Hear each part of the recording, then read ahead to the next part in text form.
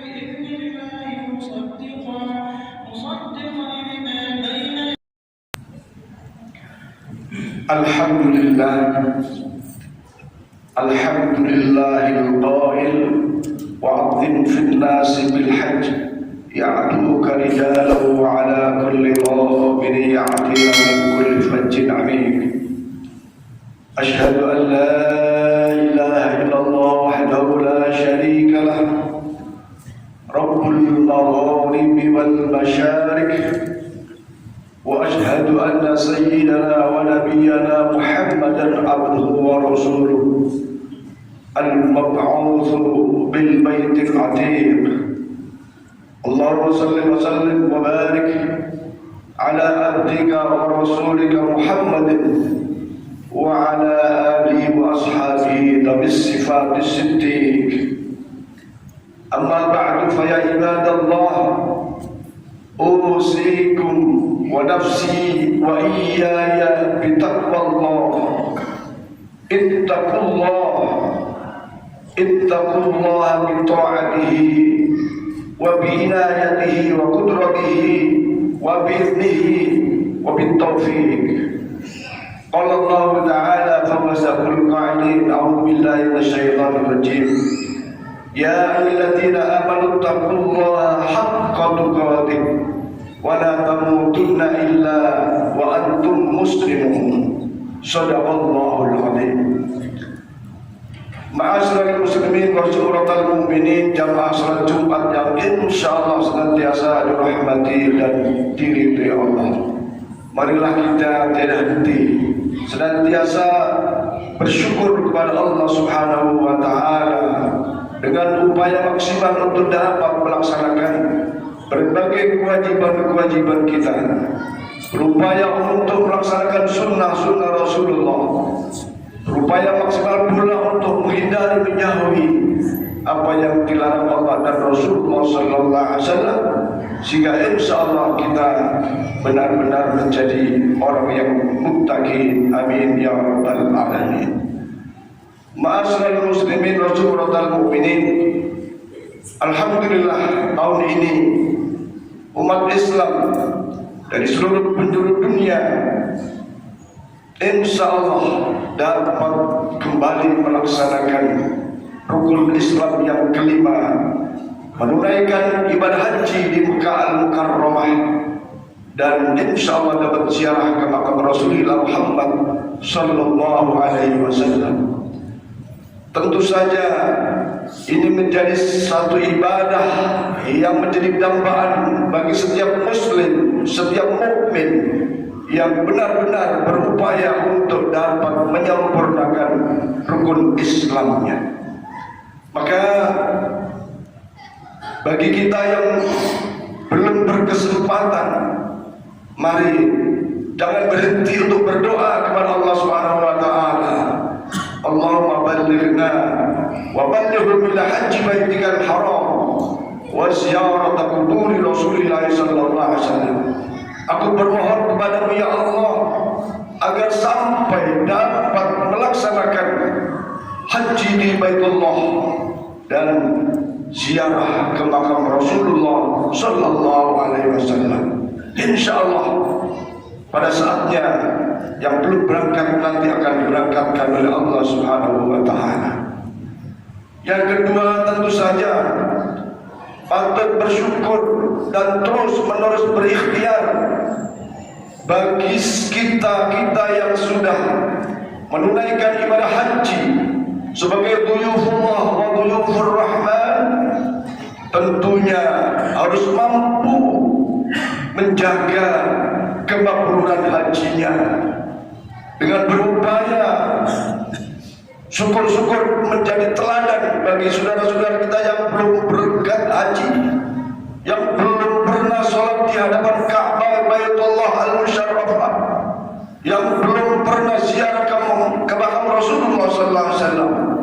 Akan lebih indah kalau kita para hujjaj yang telah sempurna rukun Islamnya itu mampu menjadi teladan bagi yang belum di dalam amaliyah ibadah keseharian kita, baik ibadah yang berhubungan kepada Allah Subhanahu wa taala maupun maupun ibadah yang berkaitan dengan sesama umat manusia. Bagi saudara-saudara kita umat Islam, wabil khusus dari Indonesia, yang mulai minggu ini telah berangkat menuju ke Mekah Al-Mukarramah atau ke Madinah Al-Munawwarah, tentu mereka menginginkan mendapatkan haji yang mabrur, haji yang diterima oleh Allah Subhanahu wa Ta'ala, karena begitu besar ganjaran pahala yang Allah akan berikan bagi umat Muhammad sallallahu alaihi wasallam yang mampu di dalam hajinya memperoleh status mabrur, sebagaimana sabda Rasulullah sallallahu alaihi wasallam, al-hajjul mabrur laisa lahul jaza illa al-jannah. Tidak ada yang pantas balasan bagi orang yang hajinya mabrur, sekali lagi hajinya mabrur, kecuali balasan surganya Allah Subhanahu wa Ta'ala. Maka untuk itu, sebagai bagian dari persiapan kita yang belum berangkat dan akan berangkat, atau yang tahun ini berangkat, maka tentu harus punya keinginan bagaimana menuju haji yang mabrur itu. Sidang Jumat rahimahullah, di dalam beberapa literatur disebutkan, menuju haji yang mabrur, yang pertama niatnya harus benar-benar lillahi ta'ala. Niat haji dan umrah harus lillahi ta'ala, sebagaimana Allah berfirman, wa atimmul hajja wal umrata lillah.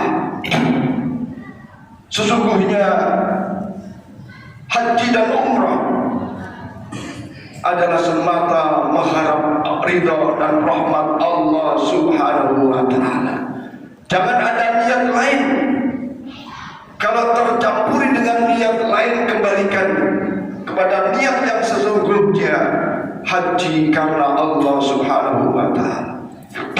Dan niat ini menjadi penting untuk menjadi sah tidak sahnya amal ibadah kita, bahkan kemabruran haji kita.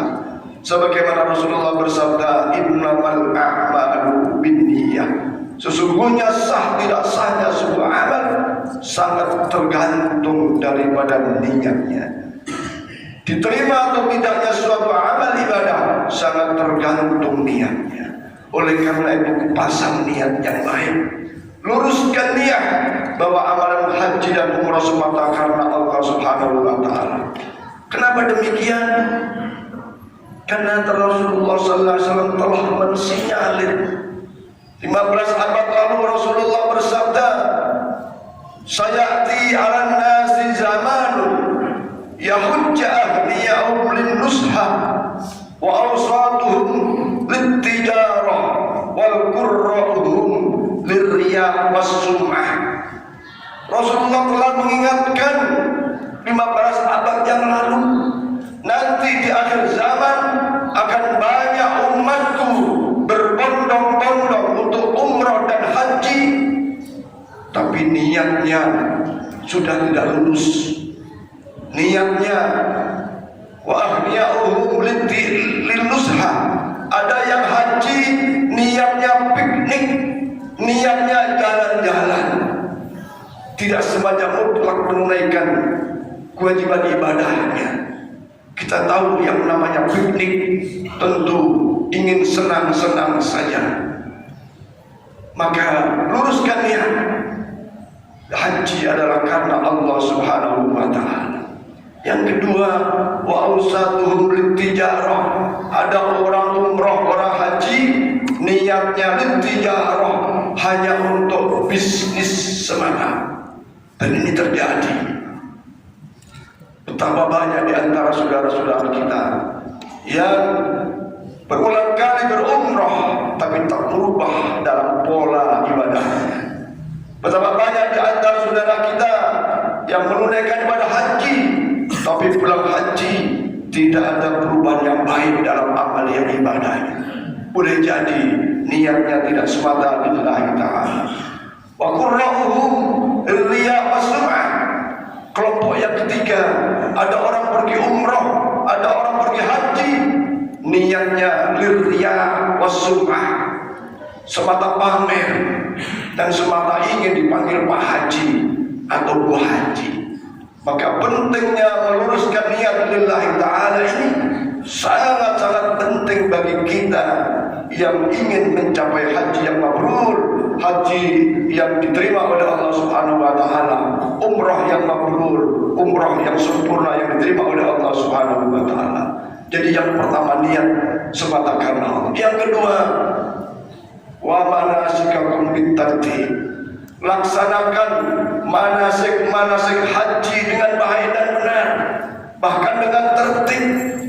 Bagaimana berihram, di mana harus memulai ihram, kemudian apa larangan-larangan bagi orang yang berihram.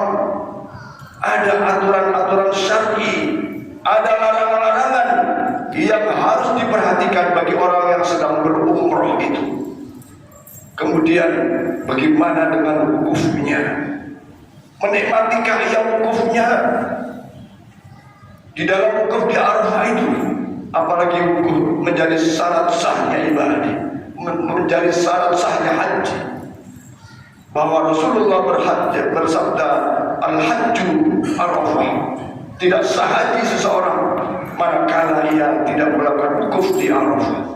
Banyak di antara saudara-saudara kita wukuf dalam suasana ibadah yang sahdu itu ternyata banyak digunakan oleh mereka tidak semata bertakarrub kepada Allah, ada yang digunakan untuk hal-hal yang sia-sia, bahkan hal-hal yang dilarang oleh syariat agama. Bagaimana dengan tawafnya? Apakah tawaf sambil gurau, sambil canda? Dan itu banyak terjadi. Orang sedang tawaf karena datang ke Mekah tidak membawa ilmu, sehingga tawaf seperti sedang bermain di lapangan. Padahal dia sedang berada di Baitullah Al-Musarrafah, Ka'bah yang sangat mulia dan dimuliakan oleh Allah. Walau hanya dari bebatuan, tetapi Allah dan Rasulullah memuliakannya karena itu sebagai simbol daripada syariat syiar-syiar agama Allah Subhanahu wa taala. Bagaimana dengan sa'i kita?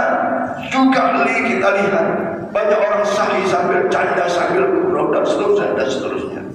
Kemudian bagaimana dengan jumroh, bayat akobah, ula, musta dan seterusnya. Maka bagi jamaah haji yang saat ini insya Allah berangkat agar mampu melaksanakan manasik haji dengan sebaik-baiknya, sebenar-benarnya, dan tentu dengan tertibnya, sehingga dengan insya Allah menuju haji yang mabrur. Kemudian tentu saja orang melaksanakan ibadah haji adalah atas panggilan yang maha suci di tempat yang suci, maka sucikan hati sebelum berangkat menunaikannya. Dengan kata lain, bawa akhlak yang baik. Karena ternyata godaan-godaan dalam pelaksanaan umrah dan haji sangat luar biasa. Maka Allah menegaskan, faman faradha fihin al-hajja fala rafasa wala fusuqa wala jidala fil hajj.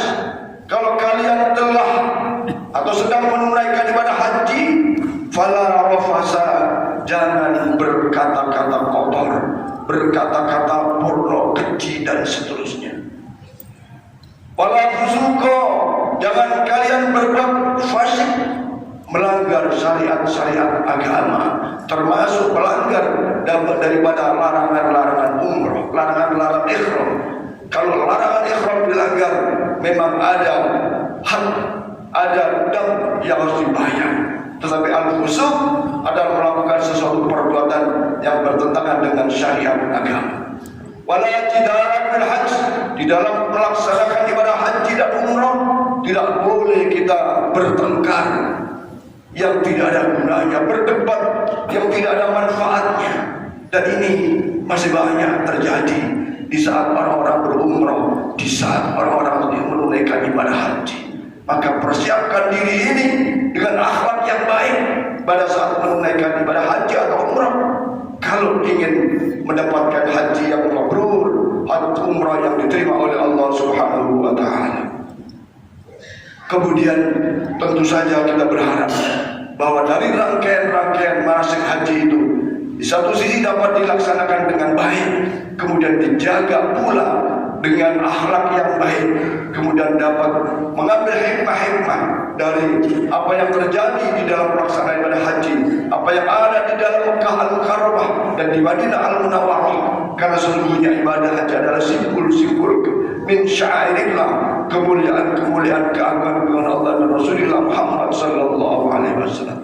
Tidak hanya secara zahir kita pelajari, tapi hikmah-hikmah dari manasik haji itu seyogyanya kita pahami, kita resapi.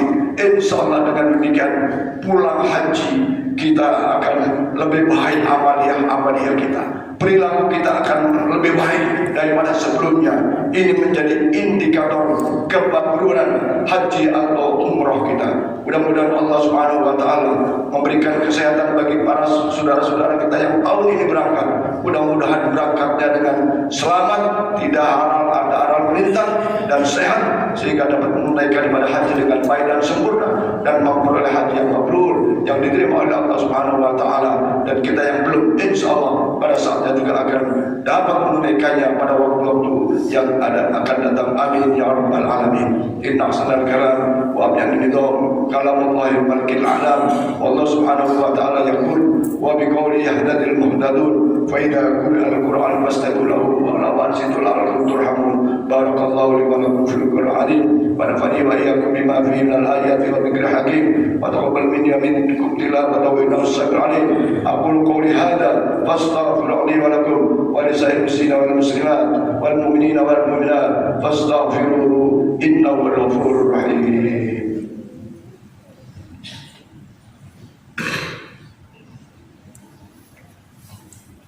Allahumma shalli ala sayyidina Muhammadin wa ala ali sayyidina Muhammad.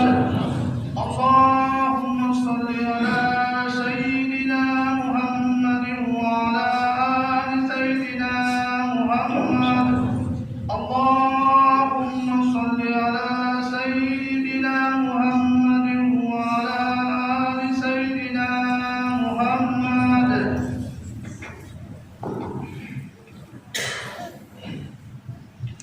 Alhamdulillah hamdan katsiran kama amarat. Asyhadu an la ilaha illallah wa la syarika lah irhaman liman jahada bi wa kafar. Wa asyhadu anna sayyidana wa nabiyyana Muhammadan abduhu wa rasuluh sayyidul khalaiq wal bashar. Allahumma salli wa sallim wa barik ala abdika wa rasulika Muhammadin wa ala alihi wa sahbihi wa sallam tasliman katsira. Amma ba'du fa ibadallah, usikum wa nafsi wa iyaya bittaqwallah faqad faza man ittaqa. Qala Allah ta'ala a'udzu billahi minasyaitonir rajim. Ya ayyuhalladzina amanu taqullaha wal tanzur nafsun ma qaddamat lighad wattaqullaha innallaha khabirun bima ta'malun. Ma'asyiral muslimin sidang Jumat rahimakumullah. Pada khutbah yang kedua ini kami ingin mengingatkan pesan Rasulullah sallallahu alaihi wasallam. Rasulullah bersabda, "Man kana lahu sa'atan falam yudhi falam yuqarribanna musallana." Bagi umatku yang saat ini di saat Dzulhijjah, lebih lagi di saat 10 Dzulhijjah, 11 Dzulhijjah, 12 Dzulhijjah, 13 Dzulhijjah sebagai ayyamut tasyrik, mampu berkorban memotong seekor hewan kambing dan seekor sapi bagi bersih kaki 2 orang. Maka kalau kita mampu dan tidak melakukannya, jangan dekat-dekat musola, tempat ibadah. Para ulama memberi tafsir bahwa orang yang mampu berkorban tidak berkorban dijauhkan dari syafaat Rasulullah Muhammad sallallahu alaihi wasallam. Untuk itu kami mengingatkan bagi yang dititipi rezeki oleh Allah Subhanahu wa taala kelebihan rezeki, berkorbanlah menyembelih seekor hewan, baik untuk diri sendiri maupun secara berkelompok. Yang kedua, tentu makna korban ini sesungguhnya adalah upaya untuk mendekatkan diri kita kepada Allah Subhanahu wa taala.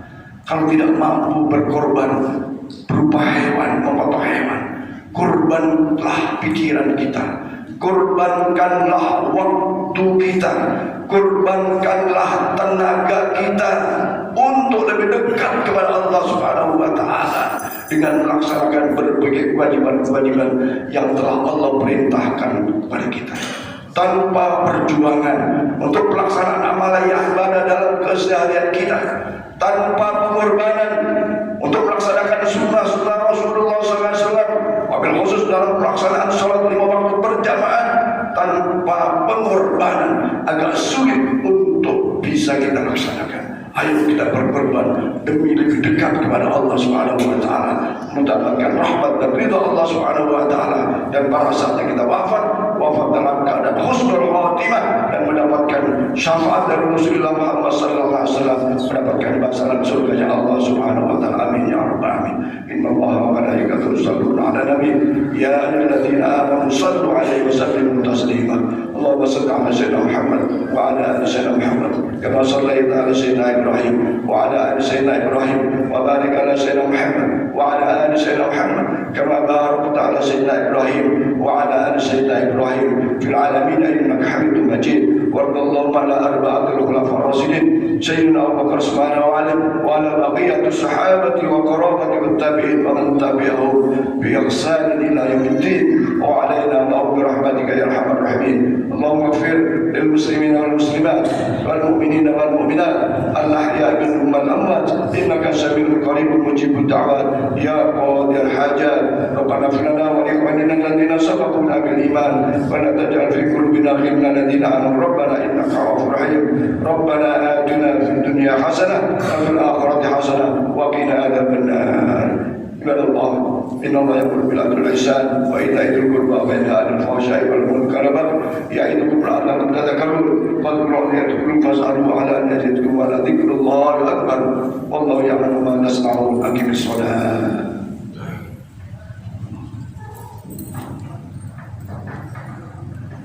Allahu akbar, Allahu akbar.